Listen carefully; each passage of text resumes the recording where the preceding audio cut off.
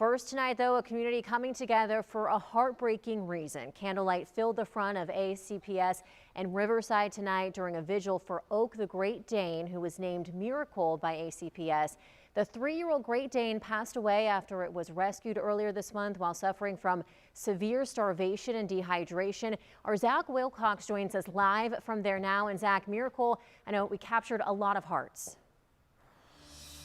Well, Riley, they say a picture's worth 1,000 words, and this is the picture on the posters they handed out today that's gotten so much attention here in Jacksonville. Hundreds of comments, more than 1,000 shares of the initial post that ACPS put out there, and they're hoping the vigil tonight really brings some attention to animal care in Jacksonville.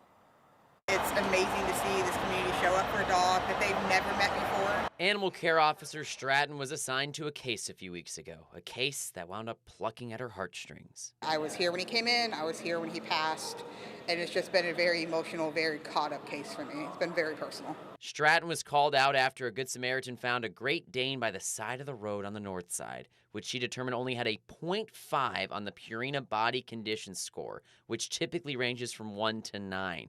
But this dog, which ACPS named Miracle, was dehydrated, starved, and had open wounds across its body. He was not able to drink or eat. His body couldn't handle it anymore. Miracle ultimately passed away from starvation and dehydration. Stratton received several tips, including one that said the owner would regularly strike the dog, leave him in the crate all day, pour cold water on him, and feed him chocolate, hoping he'd die. Those tips led Stratton to 42-year-old Don Lipford, who was arrested on an animal cruelty charge. So to see a dog that should be so big and powerful, so small, skinny and fragile, it's just a very sad sight. So I think it resonated with a lot of people.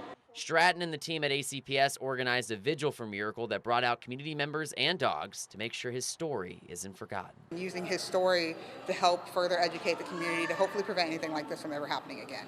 Stratton says it can be tough to keep doing her job after a case ends like this, but she has a reason to keep powering through. Because it's not the only case out there. We couldn't save him, but we can save the next one.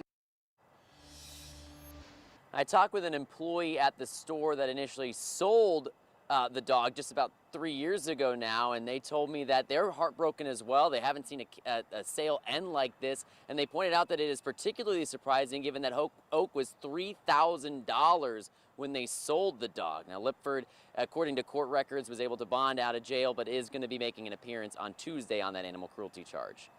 In Riverside, Zach Wilcox, First Coast News, on your side.